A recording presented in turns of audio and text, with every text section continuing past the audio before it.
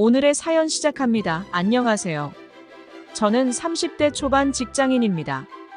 고등학교 때 만난 첫사랑과 경찰서에서 재회한 이야기입니다. 고등학교 1학년 때 같은 반인 친구와 고3까지 예쁘게 사귀었어요. 수능이 끝나고 나서는 입학한 대학이 다르고 거리도 멀다 보니 고등학생 때처럼 매일 보기 어렵게 되었어요.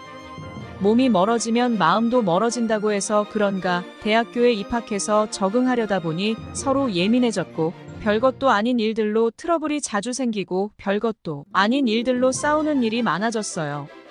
그러면서 자연스럽게 이별을 하게 되었어요. 대학교에서 몇 번의 썸과 연애를 했지만 고등학교 때 사귀던 친구만큼 좋아하는 감정은 생기지 않았고 나의 연애는 결국 오래가지 못하고 흐지부지 되었어요. 그렇게 대학교를 졸업하고 취준생을 끝으로 원하던 직장에 취직한 저는 대학교 동창들을 통해서 전 남자친구가 경찰이 되었다는 소식을 들었고 원하던 경찰이 되었구나 하면서 마음속으로 응원을 했었어요. 그렇게 바쁘게 살다 보니 서서히 그 친구의 존재를 잊게 되었지요. 그렇게 나이가 30이 다 되어가고 주변 친구들 직장 동료들이 하나둘씩 제 짝을 찾아 결혼을 하게 되면서 저는 평생 노처녀로 사는 거 아닌가 하는 조급함에 닥치는 대로 소개팅을 하기 시작했어요. 소개팅에 나오는 남자들은 제가 마음에 들면 상대방이 저를 마음에 들어 하지 않았고 상대방이 저를 마음에 들어 하면 제가 별로 마음에 들지 않아 하는 의미 없는 소개팅들이 반복이 되었어요. 그렇게 미친 듯이 소개팅을 했어요. 그러다 제 이상형에 가까운 소개팅 상대를 만나게 되었고 우리는 연애를 시작했어요. 근데 알고 보니 이 남자가 완전 마마보이인 거예요. 뭐만 하면 엄마한테 물어볼게. 이래서 더 이상은 못 참겠다 싶어 이별을 하게 되었어요.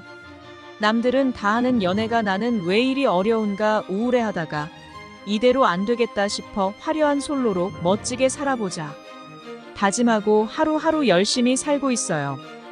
그렇게 시간이 지나 더위가 시작되던 7월 초 새벽 2시쯤 잠을 자고 있었는데 밖에서 술에 취한 일행들이 난동을 피우기 시작했어요. 30분 넘게 밖에서 취객 중 한 명이 칼 내놓으라며 소리를 지르는 난동을 피우는데 참다 경찰에 신고하고 다시 잠을 자려고 누웠는데 한 번 깬 잠이 다시 쉽게 오지 않았어요. 짜증이 났고 밖에 출동한 경찰과 취객들의 사건 현장을 보고 있었어요. 1층에 살고 조용한 새벽이라 그들의 대화가 들렸어요. 그렇게 사건은 한참 동안 정리되지 않았고 취객 사건 처리가 왜 이리 오래 걸리나 싶은 생각을 하며 뜬 눈으로 밤을 새고 출근을 해서 그날은 비몽사몽 하루가 어떻게 흘러갔는지 집에 오자마자 잠들어 버렸어요. 그렇게 그 사건에 대해서는 잊고 지냈어요. 시간이 지나서 11월이 된 어느 날 문자 한 통과 모르는 번호로 부재중이 와 있었어요. 문자 내용이 예산경찰서 형사과입니다. 올해 7월에 발생한 사건 관련 문의하고자 전화드렸습니다. 놀란 저는 문자를 확인하고 전화를 걸었어요. 경찰관은 전화를 받지 않았어요. 짧은 순간 별별 생각이 다 들었어요.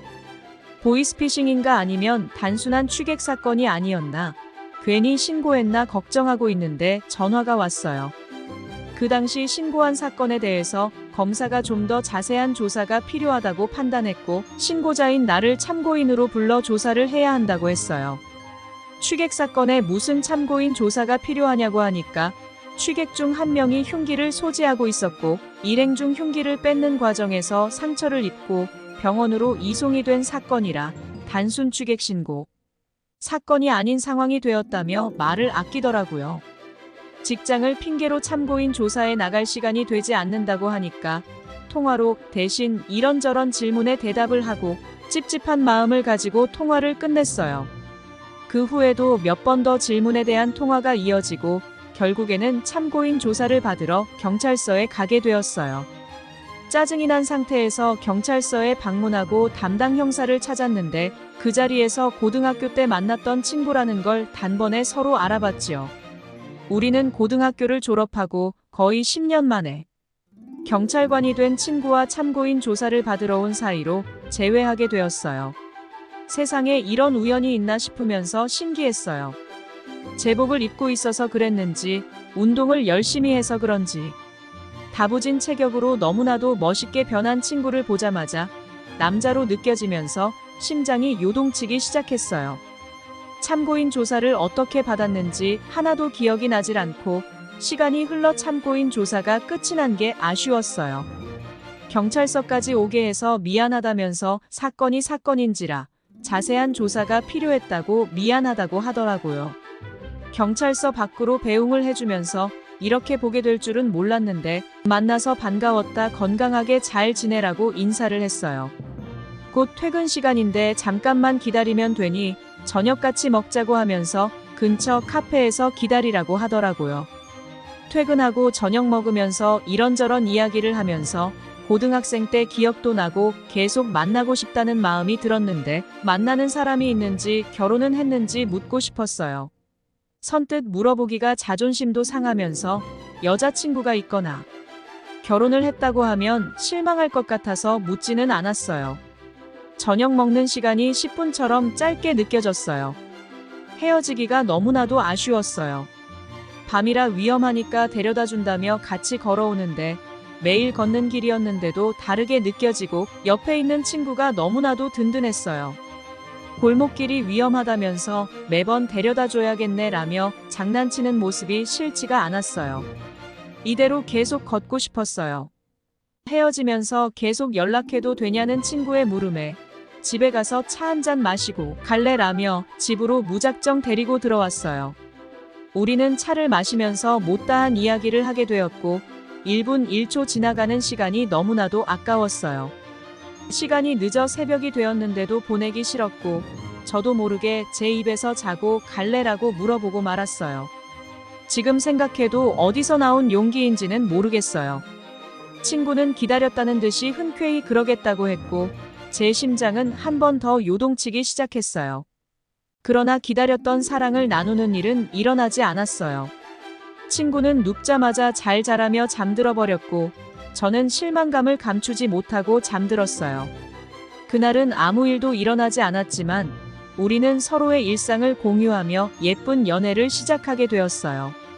친구가 일하는 경찰서와 집이 가까워서 친구는 야간 근무를 제외하고는 우리 집으로 매일 저녁 퇴근을 했고 우리는 지난번과는 다른 연인들처럼 매번 열정적인 사랑을 나누었어요.